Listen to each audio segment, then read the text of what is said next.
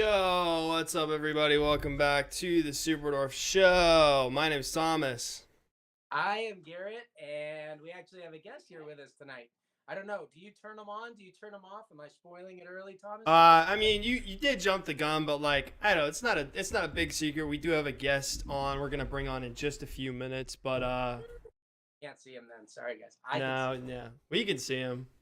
What's new around the shop these days? We dropped a video last week pulling a clutch with Rob and the deadly dastardly Thumbelina. That was a pretty exciting video. That was fun. Yeah, I think we have that video we put up, 2, 3 days after it happened, right? So it's fairly recent events.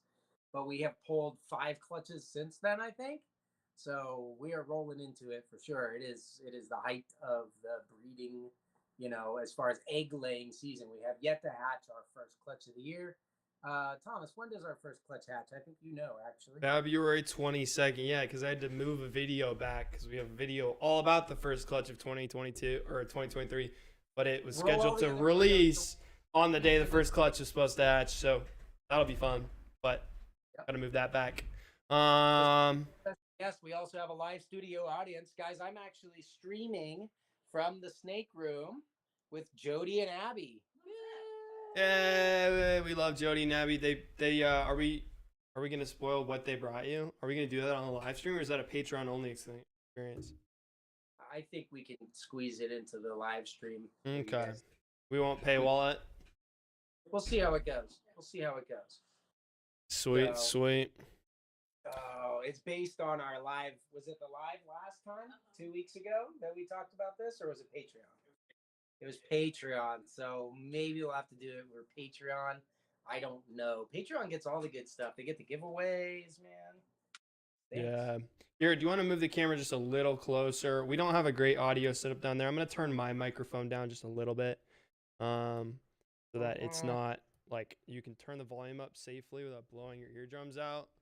I think my audio is a little quiet. All right, we'll roll with it. We're working it out. We just implemented some fun new gadgets so we can bring you guys a cooler live stream experience. And if it breaks, I'm terribly sorry. Open it up for being able to stream from different parts of the building. Dude, bring in guests. I'm stoked for that. Yes, guests and new topics, and like tonight we kind of wanted to talk about enclosures. I mean, speaking of enclosures, that like I haven't seen that enclosure thing behind you operational ever. Yeah, we have a snake in it. That's pretty sweet.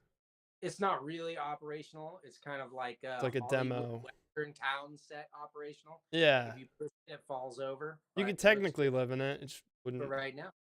We wanted to show you guys how one of the playground setups work. So I have installed a gate on the door and screwed a bucket into the wall. That's about all the time we had today. Yeah, we've been scrambling. Yeah.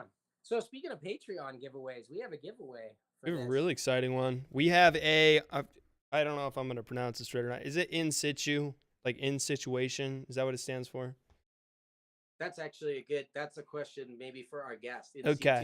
In situ wire mount and Sure Sun jungle cover UVA and /UVB LED bulb from VivTech. That's pretty exciting. VivTech's on the cutting edge of all reptile technology these days. Office around his desk if there's a tech bulb. Well, I'm asking our live. Oh, do we have an example? I can maybe pull up a photo. So it's actually pretty cool. The big idea is that you can get UVA and UVB, which are very beneficial wavelengths for your captive reptiles, in an LED bulb. The reason why that's a big deal is because they use much less electricity. They're a lot safer, and they're really small for the intensity and output that they have. So theoretically, you can use them for more applications. And these are some of the first UVB bulbs that are LEDs in the reptile industry. It's something that's starting to catch on now. I think there are several. Look, this may not be the exact model. Let's see. Oh, it is a Sure Sun. Okay, here we go. Bam. VivTech Sure Sun. Look how tiny this little thing is. But it gives you more UVA and UVB than much larger ones. It literally uses 3 watts of electricity. This is what the bulb looks like. So, I mean, again, if I put it there by my face, I can almost wear it as earrings. They're so small. The actual light diode is like, I don't know, half the size of a grain of rice in there. So they're pretty cool. These are really sturdy. They're built for all weather. VivTech's doing a really good job. Ryan McVeigh, for some reason, is obsessed with Reptile lighting. I don't know why. I think that's really weird, but he is. So we can all benefit from it, which is great. It's always good when somebody else is so obsessed with something that it makes your life better. Well, I'm sure our guest today can give us a little insight onto that whole enrichment side of stuff. I'm gonna bring him on, and I'm also gonna run downstairs and hand you my AirPods, so maybe the audio will be a little better. But yeah. Oh, you have. Well, it's gonna connect. You're running it off. Doesn't matter. All right. Why don't you introduce our guest? We do. Give us our status on our super chats so we know what Oh, we're doing. for sure. Thanks. Introduce our guest. Sounds good. Thank you for that reminder. So super chats are probably the best way to interrupt us. And ask a question, make a statement, do whatever. Just say hi. That all goes towards our normal Reach Out Reptiles Superdwarf Show set. I'm sure if you guys have tuned in here, you've seen how there's been set upgrades. We've been like adding lights and a paint the wall and adding all sorts of cool stuff. Well, we're working on a desk, and we're just $100 away from being able to fund that desk, which is super exciting because that'll be a cool part of the show. So that's where all the super chats are going towards today. And yeah, Garrett, why don't you introduce our guest? Yeah, so tonight we have an old friend of mine, Riley. He's from, what is it, Carpets and Coffee, right, Riley? Yeah. So come on, it's Riley Jimison. And he's actually, why don't you give us a little bit, we brought him in for this enclosure talk. You can see he's sitting, is that your reptile room that is behind you there, right, Riley? Actually, I'm at the shop I manage. So this is like our back breeding room area. So we've got a few racks in here. But yeah, at my house, I do have a variety of racks and cages as well. Now, you have a background as well with the zoological stuff. Can you tell us a little bit about that? Oh, thank you. Yeah. So right after college, I started volunteering at the Santa Barbara Zoo, and they offered me a job after a year and a half because I just definitely had an affinity with the reptiles and just blended right in. So worked 6 years there, just shy of 2 years here up in Sac after my wife and I moved up here.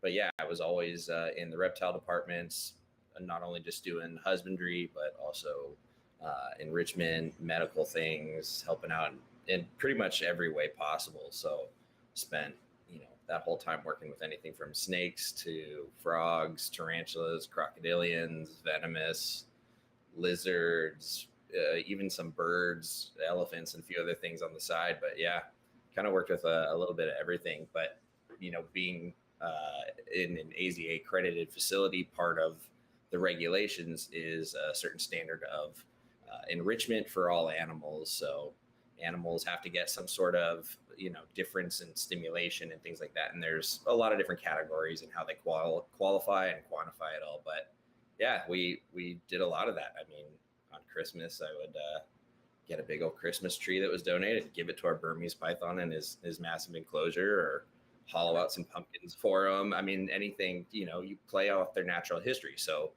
for snakes, they love textures and scent. So you give them things that smell interesting and have texture, and they're going to go check it out. And so we would just do a lot of stuff like that and get really creative. Off exhibit, we could be more creative and use non-naturalistic items. On exhibit, they wanted things to look a little more presentable, but still we got to be creative. So that was fun. That is cool. That's pretty funny. You don't think about Christmas trees for Burmese pythons, I guess, but yeah, they love them. I can vouch for that. I mean, honestly, but, yeah. I'm laughing at it, but the truth is, adding those new elements really does mix up their routine. Even if you think about zoological type enclosure, like a display enclosure for a Burmese python, is probably pretty big compared to what most keepers would keep their pet Burmese in, right? But even with that large of an enclosure, they get to know it like the back of their hand in a week. Yeah. They're able to map out so much more in the wild. Yeah, and I would have- every few months just rip it apart and relimit and get all new branches and redo the entire thing for him. He'd go nuts for a week and a half. yeah. Yo, we got a super chat from Let's Talk Herps, the $5. Yo, thank you so much, Let's Talk Herps. Riley, you're supposed to show your feet on camera. Well, we don't make the guests sign a form, but Riley, if that's what you're into, man, go for it. People paid money. Oh, I know who that is. Yeah. How about a sock foot? A sock Oh foot. man, dogs are muzzled. Everybody Yeah, turned I don't.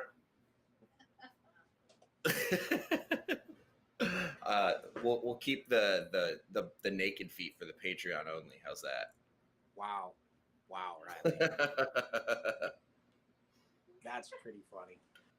So yeah, she's come to check it out. She can see you. So we actually have hanging out behind us here is our snake we're gonna name tonight. When Riley came on, he's like, "Do you guys actually name a snake every episode, and you still have more snakes without names?" And what was your next question? Like, you're just naming all the ones that are actually for sale, right? And I'm like, no, these are just mine. My holdbacks, my breeders and stuff. Yeah, I mean, I guess I don't know the scope of your collection these days. I don't know how many of your animals are breeders. And, You're they're always underestimating producing. So my insanity. I mean, like that's one wall of enclosures there. You know what I mean? But I'm envious. I'm very envious. I love it. I love the creative approach and style, man. I think it's awesome. It's pretty fun. But yeah, this is the girl for tonight. So everybody get your naming hats on.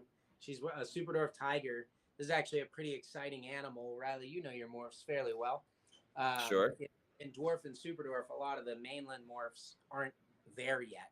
It takes a couple of generations to bring them out. So this girl she's het from a Mochino. So she's either het albino or mocha because that's in a combo. And she's pos het pied. And the tiger, she's also pos het annery, throw a couple extra things in there. But yeah, potentially making like snow Mochino pieds and stuff like that. Nice. So We got a super chat from Eric Blick, $5. Thank you so much, Eric. He said, would hook training work with carpet pythons to shut off food response like they do with Superdwarfs? Oh 100%. yeah, I think so, absolutely. I mean, Riley, you know Lori Torini, right? Yeah. She does all the animal behavioral stuff, not just hook training, but target training and everything else too. And she specializes in carpet pythons, had mostly carpet pythons for a really long time. She's got a couple of Superdwarfs now too, just for their training abilities and stuff. But yeah, they definitely do. Do you do anything like that just in your own facility, Riley? Like what's your routine with the animals with handling? I mean, I handle when I can. I try to get at least eyes or hands on every animal a couple times a week. I do have a couple employees that kind of do everything else, but this whole back room is sort of my territory unless I, ask for a bit of extra help. But the owner, Grant, he pops in here in the morning and he'll move breeders around and check on things. And then I'm, double checking things as well. But yeah, I try to interact with all the animals that put up with me. I'm very much a hands-on kind of guy with animals. So when I first took hold of this group of animals, there were some that were sort of like, definitely laid out to me, like, be careful with these ones. And so was very much like, all right, I'm going to work with them. And yeah, hooks were the best way to bridge that. But I'm very much I'll run the risk of getting bit and find myself in some stupid situations pretty frequently. And I get bit a lot, and people who know me know that a lot. But I ultimately have the ability, I feel like I have the ability to sort of read these snakes and kind of work with them to figure out what they need, how much space, push it a little bit, and then, get them to chill and trust me. We have a massive female blood python, a big old batik who's super mean. And when we first brought her over to the shop, when we moved into the new building, she was like flailing, flinging urates, biting, striking, like flying off the ground. A big 5-foot female blood, just going nuts. And neither of us had a hook.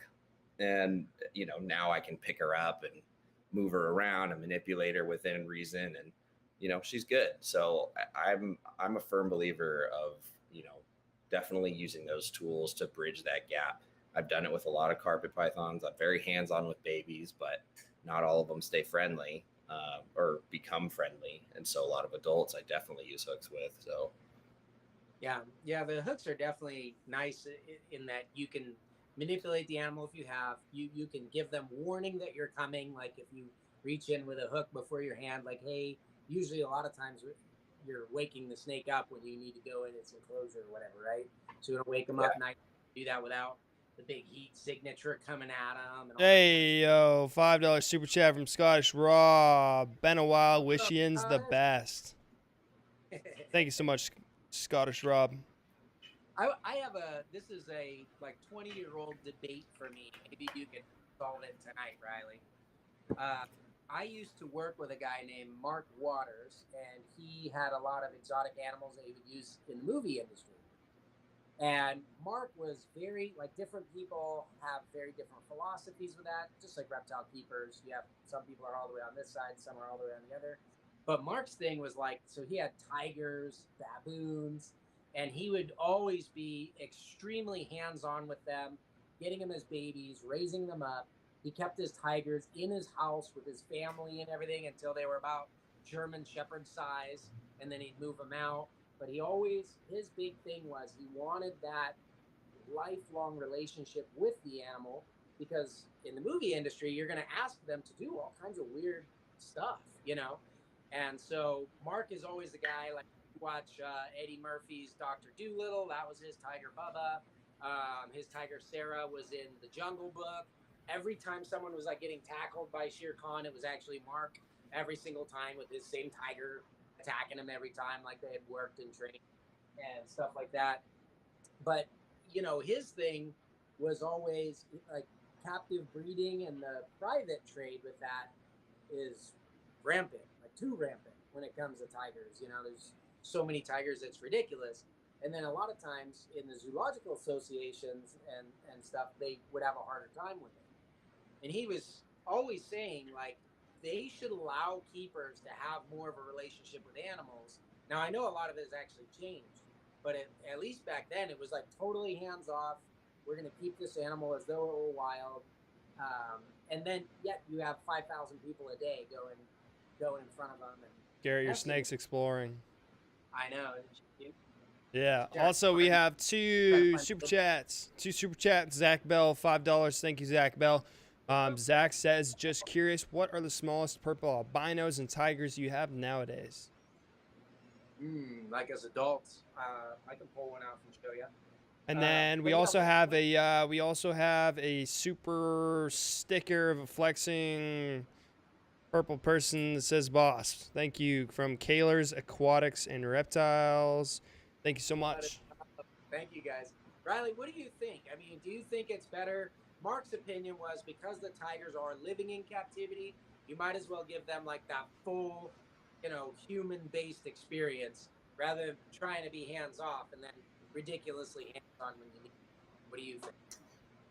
Yeah, it's interesting. I mean, my background in zoos definitely has me indoctrinated in a safety first sort of approach when it comes to big cats or large carnivores. I've been in very close proximity with lions, leopards, jags, snow leopards, tigers, things like that. And they're impressive, and I can understand the allure of wanting to be hands-on with them. I'm not passing judgment on anybody who has them, but for me, because of my zoo background, I think this better safe than sorry approach is always sort of the bottom line. Now, I do like the build the relationship with the animal, because although in AZA facilities, it's very much a no contact sort of rule with the big cats, so they're not sharing the same space.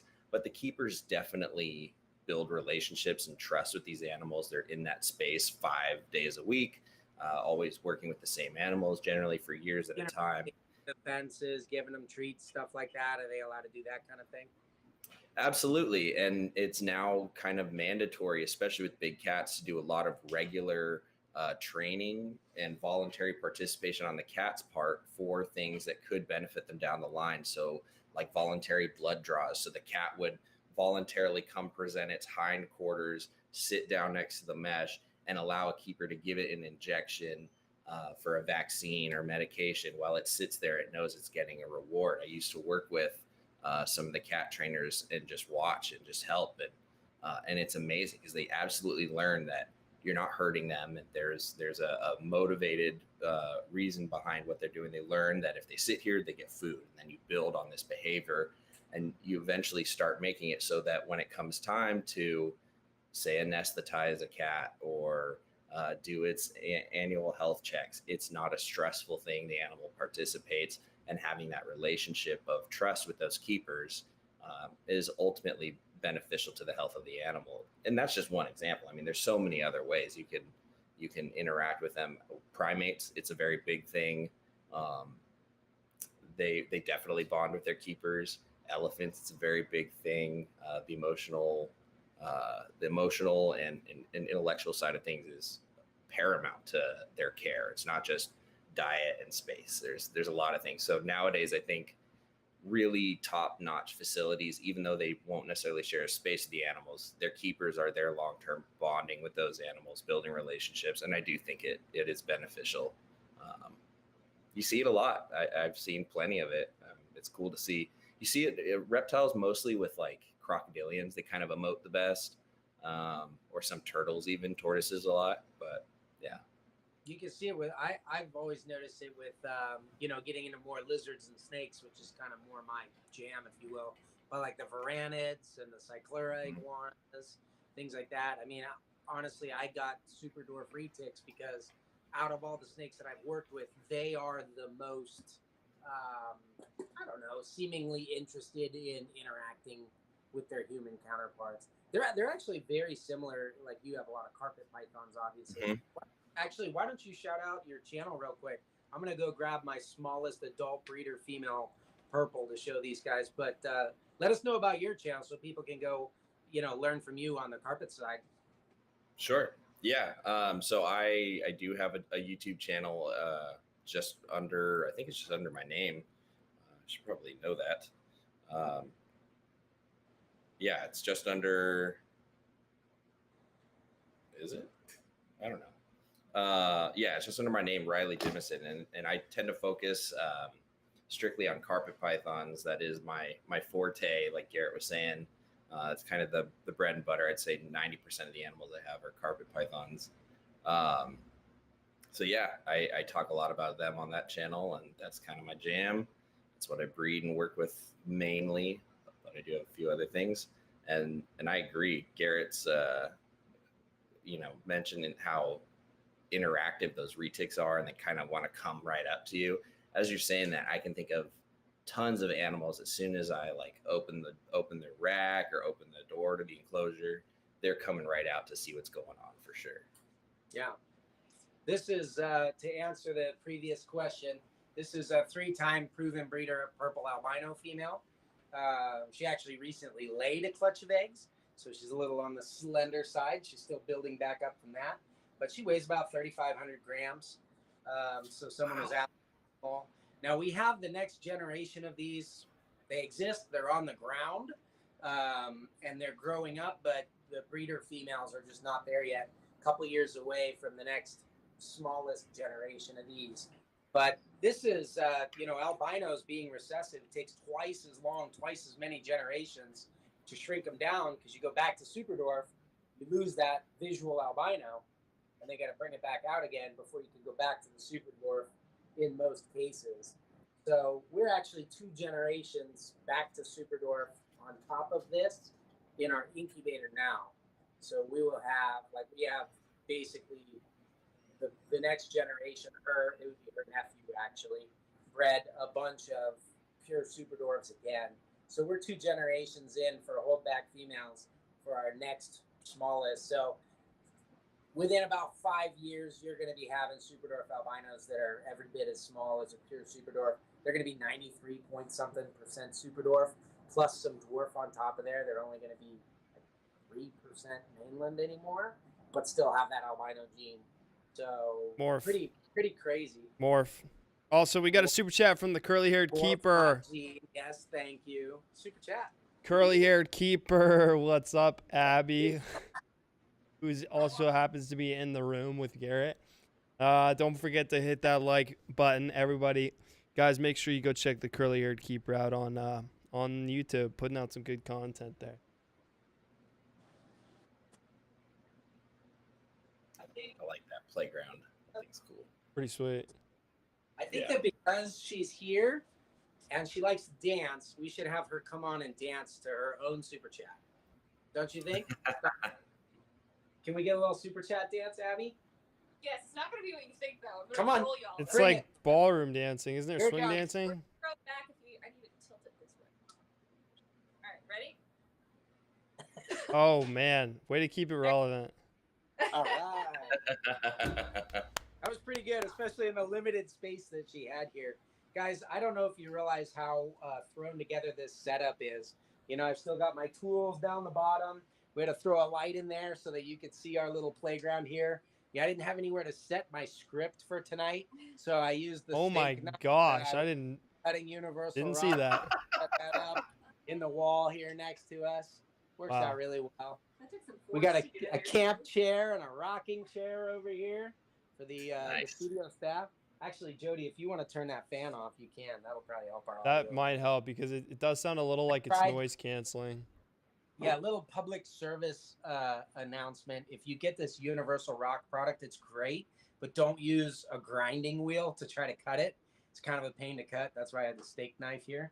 But yeah, that grinding wheel just into like, am I paused? Oh, Turns no. it into like top. Dust. Oh. No, you're good. You're good. I was messing around with settings and You're messing around. Messing with me. I was gonna say it turns it into like toxic spider webs that just go in your nose. So don't use that stuff. Or But, even, yeah. So let's get into the topic at hand. Yeah, enclosures and stuff like that. We have some of this background and everything that we're talking about. We have training. I mean, snakes are vertebrates. They definitely interact. They're certainly trainable. Riley, you were saying even like Christmas trees for Burmese pythons is something that the snakes show interest in. I think a lot of people, knee-jerk reaction, traditionally would say that's crazy or that's stupid. You know what I mean? Why does a Burmese python care about a Christmas tree? You know?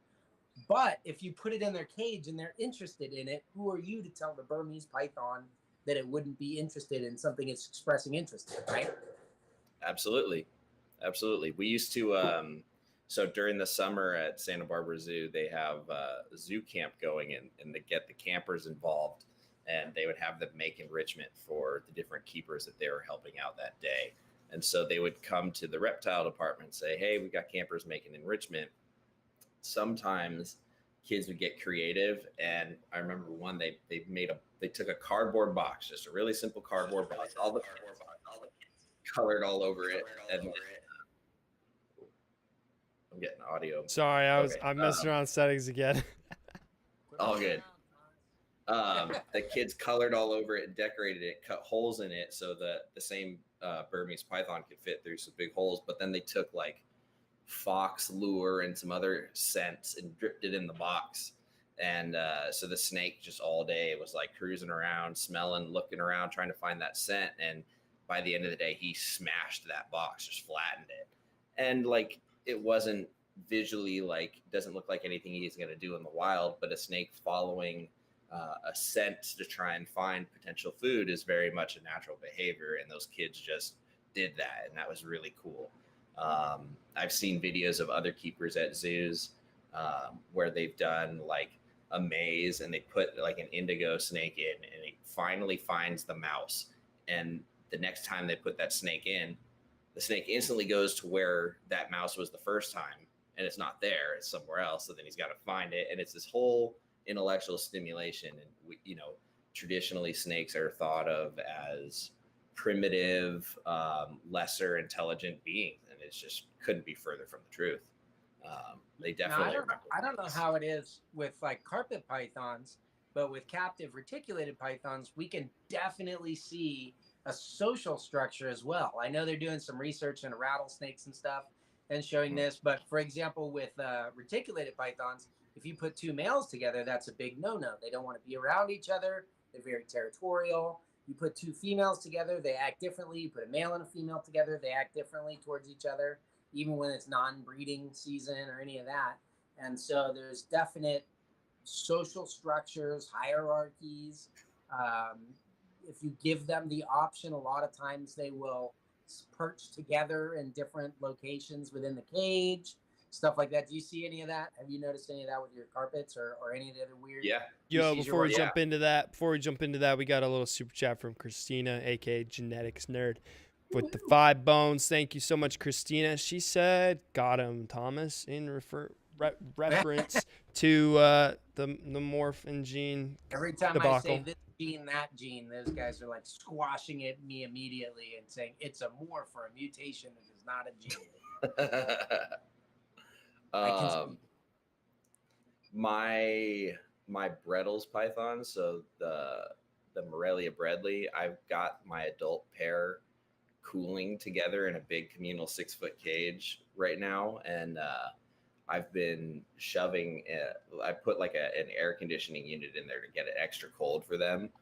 And what's interesting is the male, who in prior years hasn't really shown too much interest in the female, hasn't really just never really looked like he was in the zone. Well, this year, all of a sudden, not only is he interested in the female and he spends time with her a lot, but he's become very territorial and defensive of her when I'm there, which is completely new. So when he's like 50 something degrees and his muscles are like cold, he's still coming out and trying to bite me. And he's not normally like that. So his behavior shifted now with this social sort of variable in his world. And that's interesting. I also see, sometimes female carpets, right after they have a clutch, their behavior changes a lot. Females they become a little bit more territorial sometimes. Yeah. Interesting. But yeah, it's interesting. Yeah. So here's one of the challenges that I've always seen, right? Personally, I think that the industry as a whole is trending towards larger enclosure size for animals.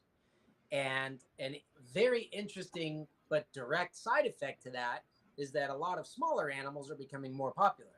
Whereas like I'm from the 90s, it was like green iguanas, Burmese pythons, Nile monitors. You know what I mean? I want a big, cool reptile that's fun. And that's what it was. But now it's kind of like, let's get an Aki, you know what I mean? Or some Agernia lizards even, dart frogs and big naturalistic enclosures and stuff like that.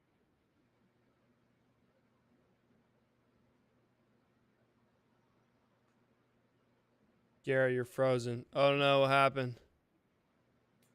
I think that Garrett went bye-bye. Garrett went bye-bye. Dude, I knew we weren't going to be able to make it. Oh, let's go. We're back. It fixed itself. Did you lose me? Because I only saw me for a second there. Yeah, Yeah, no, we we lost lost you for a sec. Oh, I'm back. You're back. He's alive. Where's Riley? Can you not see Riley? Can you hear him? No, I can't. Riley anymore. Can you hear him? Riley, talk. I'm over here. Can't hear Got me. nothing. See me? That's tough. All right, Thomas, you're our translator. All right, for I'll come me, fix that for Yeah. you. Maybe it'll come fix itself. So anyway, what can Riley hear me? Can you guys hear me? Riley, nod yes if you can hear me. My phone is. Yes, I can hear you. Yeah. I'm just on my phone's in the chat. Oh. Can hear you. Can hear Gotcha. Okay, he can hear me.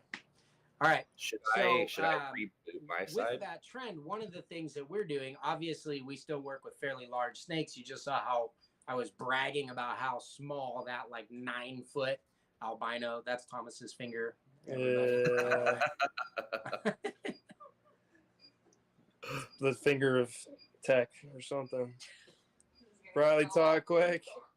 I'm over here. Can you hear me? Can't see him. I'm sure you can't hear him. I don't have Can anybody hear? Should I close Just out? jump and up try there. I again? don't even know what's happening. Just jump up there and translate for me. Sounds good. He'll pop back on. It'll happen magically. So one of my challenges with these animals is like, first of all, can we get all the cool features, like personality features of a reticulated python down in size to where it's easier to keep them? And then secondly, now that they are a little bit more reasonable to keep, what's a way that I can kind of comfortably allow the mental interaction, the physical stimulation, not only having space back and forth, but vertically in an enclosure for a breeding population of snakes. We are a commercial breeder, and I think a lot of times people are like, well, if you're a hobbyist, you should keep them in a big, cool, fancy cage. But if you're a commercial breeder, you can keep them in whatever you want. And I don't know that we should get that pass. So this system was kind of one of my answers to that, where, and maybe I should just go over some features of this. Thomas, everybody want to see some features of what we're doing over here? Yes. How we're trying to do this stuff? Let's do it. All right. So, a lot of you guys know that our cages, like these are 4-foot cages, but they're a little taller and a little deeper than your average one because we're going for as much square footage as possible, right? So a 4 by 2 foot cage is kind of the standard, and that gives you 8 square feet of floor space. These cages actually have 18 square feet of floor space because they have a massive shelf, extra depth that allow the animal to retreat away from the glass, and then this bezel around the glass with the thick center and everything helps them to have a little bit more privacy. We also have little stickers we can throw over the windows to kind of completely block out half if we want. What these are for, I would love to give every animal in here floor to ceiling space, vertical space within its enclosure, but it's not practical when you have, this many, well, it's not moving, this many enclosures, right? But you'll see for every 2 stacks of enclosures, there's a gap, and then 2 stacks and then a gap. And what goes in those gaps are these. They're basically playgrounds. They give the vertical climbing space. We need to obviously put more decorations in here. I literally screwed half of a bucket into the wall to show you. But we can give them the universal rock where they can climb, shed, scratch themselves. It's a new and different texture. We can give them climbing space. And then what will happen is this playground, which closes up like this to be an enclosure, we can leave it overnight, has these little doggy doors that we can slide open like this with a pass through into that enclosure.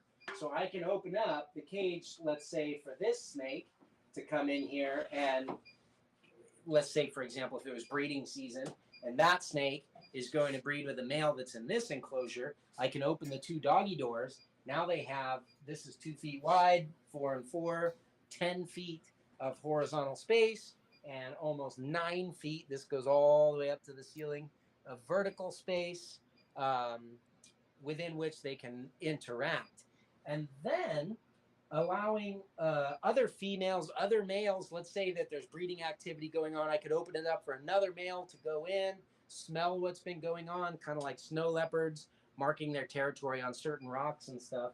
The idea is that these neutral spaces will allow them to have a sense of that kind of snake community that's around them without physical interaction. So Riley, like you were saying earlier, training a big cat, for example, hey, I can see Riley again. There he is. I can hear you too. No one Look at else that. can. I don't think anyone else can see you. Oh, all right. See Go and who's talk, good. Riley. Let's see if we can hear you. No, we can't see Riley. I can hear you. They said nobody else can. Thomas is We'll lost. change it. We'll fix it real quick. Thomas to is get the people. Hey, let's go. We're good. We're back. Woohoo! So anyway, just like you were saying, Riley, having like the big cat on the other side of the fence, but training him to sit there so that they could give it an injection or something like that, and then reward it with a treat. This is a safe way for animals to smell and interact with each other through those scent trails, markings, whatever pheromones they use, even in ways that we don't yet understand. But in the case of, say, 2 males or incompatible females or whatever would happen, they're safely removed from each other, even though they are a part of their community. I think And it's then- brilliant. I love Yeah. that design, man. Like I'm gonna steal that one day. I'll let you know how well it works. You know what I mean? If it's a good idea, we'll make a whole bunch of them. If it's not such a good idea, back to the drawing board. But I think I this just is like kind of thinking moving forward, you know? Yeah. Yeah. It is very practical. You bring up a good point because, from an economic standpoint, you do have to be cognizant of how much square footage you're allotting with the amount of animals you have and the goals your business has in order to stay afloat, and how much of that is animal production and sales. So you have to be realistic about how many animals you need on deck. But you want to give them space and have 10 animals, have a 9-foot enclosure space like that, but it's available for 10 and you don't have to have 10 of them. I think that's just brilliant. I love that idea. Just yeah, that's I'm like hoping not only is it do people adopt some kind of idea where they're like, hey, what does my snake need and how can I give it to it? But mhm, just like the adoption of, say, the electric car, the very first electric cars, not the very first, but the first modern electric cars were crap. They were junk. They were like little 30-mile range golf carts that looked like regular cars. Actually, they looked worse than regular cars, right? And nobody wanted them. It wasn't until the Tesla Roadster started kicking all the track records butts and stuff like that people were like, electric cars can be fun. Now, yeah, every major car manufacturer is like, holy crap, we slept on this electric car thing. We got to get on it.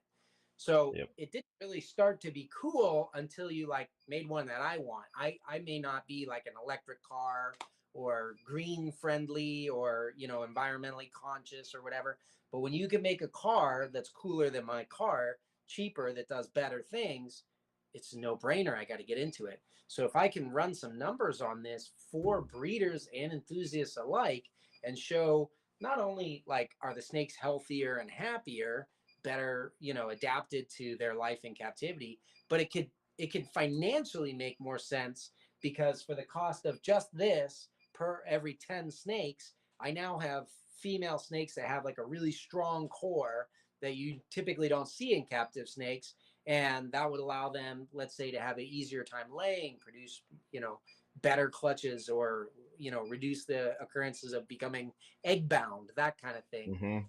mhm, yeah, And so show that, I think that would be good.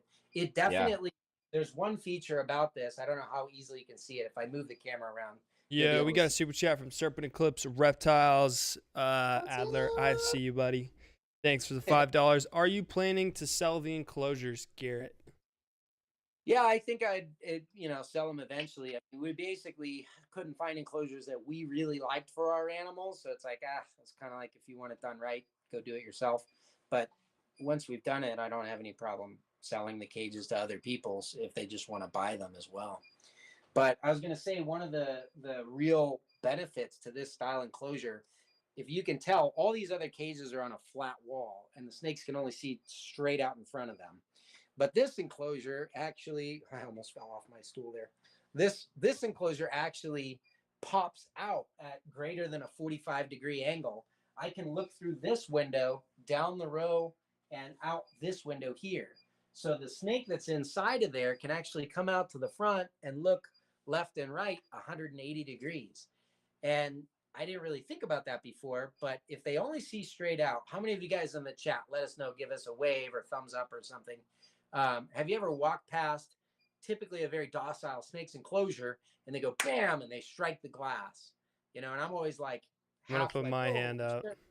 scared the crap out of me, and then half like, oh honey, don't smash your face. Yeah, and you just spook them and they don't understand it. So having kind of like this bubble that they can stick their head out and look around helps them get a real sense of the larger world that's out here, so they can get to know it, and they see those trails, like humans walking game trails down the highway kind of thing. So they know to expect things coming by there, and it calms them down a lot. They don't strike the glass and stuff like that anymore. So interesting side effect that we've noticed from that. I like that. That's cool. I definitely have some carpets that do that. They'll smash their face right on the glass when I walk by. Yeah, and I don't. I mean, I think it's just because they're sleeping or whatever, but they can see it, and Yeah, all of the a sudden, motion or giant something. thing is going right past, and they didn't understand that. They thought they were in their little secure spot or whatever. But once they can get out and see the layout of the room a little bit, yeah, I don't know. It seems to calm them down. They know how to retreat away from it. Yo, we got a super chat. Super chat from Wickers Whack Reptiles or something like that. Wickers He super Whack chatted in Reptiles. Canadian dollars, so you should be expecting an envelope full of Monopoly money in the mail. Is it for your family members, Thomas? Wickers Whack Reptiles says, is it true that Superdwarf Reticulated pythons can breathe fire if fed 3 brown rabbits on the 4th full moon of the year? I haven't tried. We'll have to check that. Yeah. Yeah, it's For- probably a what's our- bot anyway. Thomas, how short of our goal for tonight in Super Chats are we? For that amount of money, I will do that experiment for you. Just have to find 3 brown rabbits and a full moon. How about Whack Wickers Reptiles? It's Adam from Wickens Wicked Reptiles. I had to give him a Oh, little it's Adam. crap. Okay. What's up, Adam? We're $55 short. $55, Adam, and we will feed 3. I don't even know if that's enough to buy 3 brown rabbits these days, but Probably not. 55 rabbits American, gotta be just to expensive. clarify. Our live studio audience wants to remind us that's 55 US. Yep. So- 55 US dollars. That's funny. You were saying Wiccan's Wicked Reptiles. It sounded like you were saying Wicker like. Oh Thomas no, I was just butchering it as hard as possible. That's pretty funny. That's funny. Well, That was so- good. Riley, let me ask you this: like, Yeah. what's reasonable or what people are doing aside, stepping away from that and into kind of like 50 years from now, dreamland. The reptile industry has advanced greatly. Everyone's snakes are happy and healthy now. What are some things that you would expect to see in the housing of those animals? 50 years down the line, I think we're going to see much higher standards of keeping. I think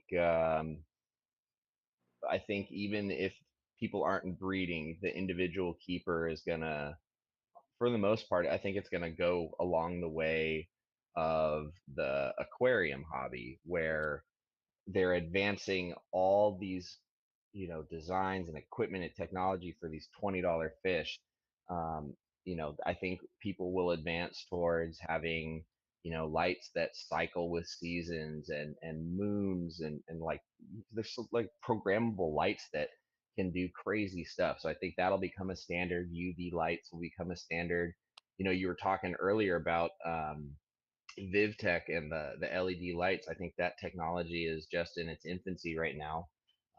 It's only going to get better. I think that'll become much more standardized. I think you will see a lot more of a push towards bigger caging, regardless of what it's for, like we're starting to see now. But yeah, I think it's just going to blow up in a big way. I think it's going to become much more mainstream as well. We're already starting to see like athletes and musicians and artists and stuff in the mainstream for whatever their field is, kind of taking notice to this hobby. And so, more people getting into it, it's only going to have more growth. Like you were saying, your idea to come up with some sort of like almost like a hybrid between having everything in racks or some in cages and not. I think you're going to see a lot more of a push towards having more hybrid systems, and not everything is racks, and a lot of people are already doing bioactive and stuff. I think it's just going to take off. So I think it's going to be I love when more people focused. like you're talking about like celebrities setting stuff up. I love when people set up those things where you like everyone starts putting it on their Pinterest board, like, oh, someday I'm gonna have a reptile cage like that. Yeah. I love the Yeah. you almost need the visual example to get everybody going, Yeah, I mean, once somebody takes that dive into like doing some foam carving and making the texture and doing like a naturalistic tank and really scaping some, once you realize how fun and addicting that is, and then the behaviors you get out of the animals that are now housed in that environment, once you see what's possible, it's hard to, you can't unsee that. And so I think it's just going to be this constant pushing and raising the bar for the betterment of the animal. The welfare of the animal is considerably number one priority these days. We've kind of gotten over the hurrah excitement of we can keep these in mass quantities this way and look at everything we can do. We're, several decades beyond that. So now we're kind of like, okay, how can we take this and do better and still have what we have? Because you can't get rid of, the folks that breed on a commercial level. That's not going to happen. That's how animals are produced and able to be produced at affordable prices. So I think it's just going to be a really exciting next couple of 50 years if I'm still alive for all 50 of them, man. I people come into the reptile shop and I keep telling them, man, it's like one of the best times to be in reptiles. There's like so much innovation going on. You But got when I folks was at a kid, home. we were all just trying to figure out how to keep our animals alive. You know what I mean? Yeah. Breeding was not common at all. You're taking these wild collected animals and just trying to keep them alive. So we scaled everything back to the necessities. And now it's like, okay, how do we really help them to thrive? And that's where it's going. Whoa. I saw it coming though. Yo, we got go two get super Abby. chats. I gotta get Abby a paper towel. Thomas, yeah, let us know what's going on in chat land. We'll answer a few of those. All right, sounds good. We got two super chats. One from Wickens Wicked Reptiles with the 279 Canadian. What is that, like a $1.50 American for a jar of Pittsburgh pickles? I'll let you know if we can find a jar of pickles for $1.50. Thank you so much, Adam. We're glad you could hop on here. If you guys don't follow Wickens Wicked Reptiles, got to check him out. He said some really nice things about me recently. You guys see what's going on It's here? happening Thomas, live. Is this giving you PTSD? For which instance? I'm experiencing multiple PTSD. He's just numb now. There is no more. Exactly. And then we got another super chat from Mr. and Mrs. Morelia, $5. Aquarium hobbyists have had bow front tanks for their viewing experience. Makes sense to do similar for the inhabitants' benefit, seeing around too. Sweet. Well, it's about time we name a snake. Yeah. Is she empty yet? She's not empty. All paper toweled off. Jody's gonna bring her around the long way because it's a little slippery in aisle 7 over here. All right. Riley, because you are our guest, you get to pick the name. I'm going to read off the names that they suggest for this lovely girl. So here's how it works, though, Riley. You can't look at who's chatting. There's no favoritism. It's based on the name alone. Yep. So I'm going to go ahead I don't even have the chat up. Perfect. Okay. Unbiased. I'm going to go ahead and kind of tell you a little bit about the snake, and those of you guys that want to have a stab at it, like my steak knife in the wall over here, go ahead and drop your suggestions. It's a female, and then Riley, you can just kind of listen to them, and when you hear that one that pops, you let me know, and that will forever be this snake's name. Okay? I got it. No pressure. One of the fun things, background information on this snake.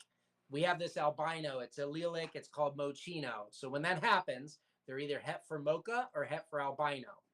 Retic breeders borderline have like religion when it comes to picking out het markers. I know carpet python breeders are like this too.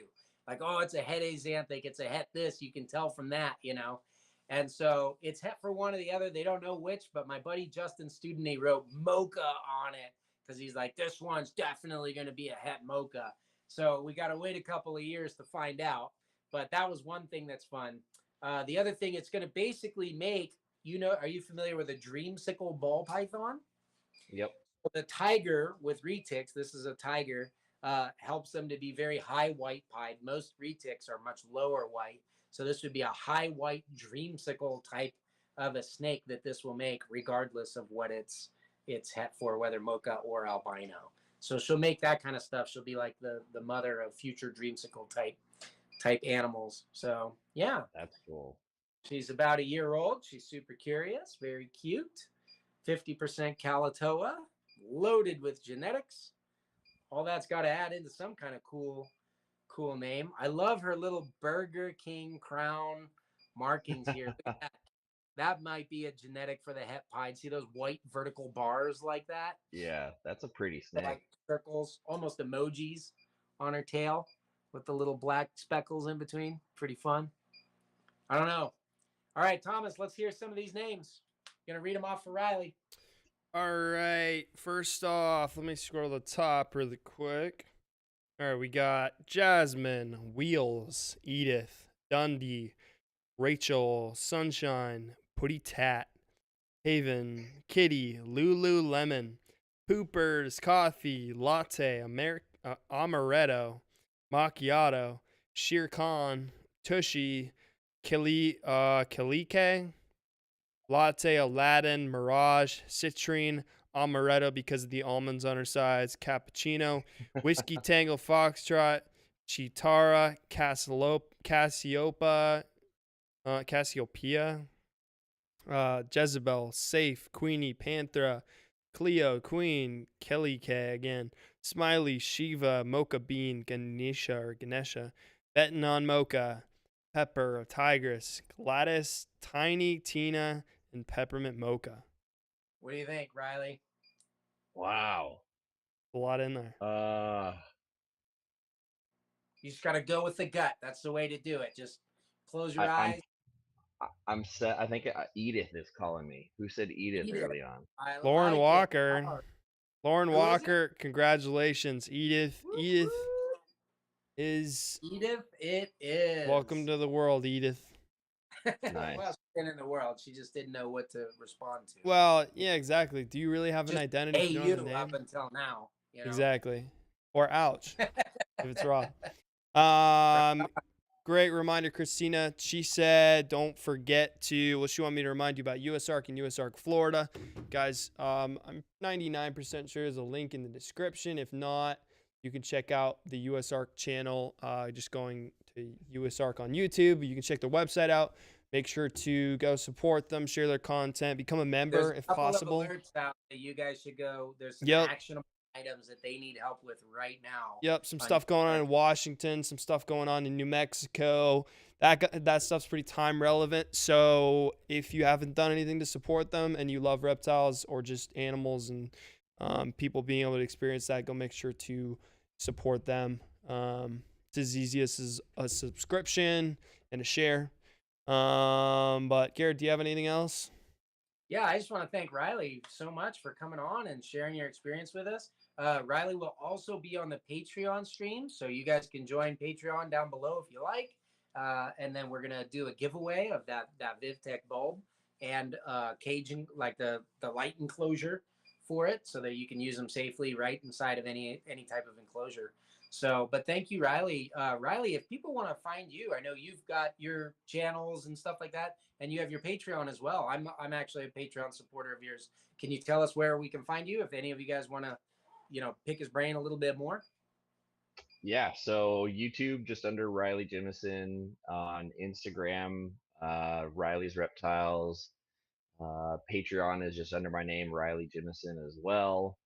And yeah, I goof around on TikTok sometimes too, so you can find me at Riley's Reptiles there. So Doing some yeah, dances? it's either Doing Riley's some Reptiles TikTok or dances? no, I actually just do nothing TikTok related. I don't cave at all. But I had a video. Well, I actually have a video that has over 400,000 views of me putting a rattlesnake away with hooks and everything. It's like the least sensational thing ever. But yeah, it's goofy. Go check them out on those platforms, guys. Thank you, Riley, for Yep. coming on. Last thing Yeah, is, thanks for having me, guys. Riley, if you want to text Thomas the links to that stuff, we'll drop Yep. it in the description of this video for anybody watching. yep, later. we will do that. I can do that. So Patreon, if you're on Patreon, we will see you at the after party. Last thing I want to mention is Susie dropped a $10 super chat. Welcome, Edith. Thank you so much, Susie. Sweat Lewis, we love you, Susie. That's blue hair, Susie. Thanks, Susie. The blue hair Susie, we love. All right. We'll see you guys on Patreon. Thanks, everybody, for joining. We'll catch you next time.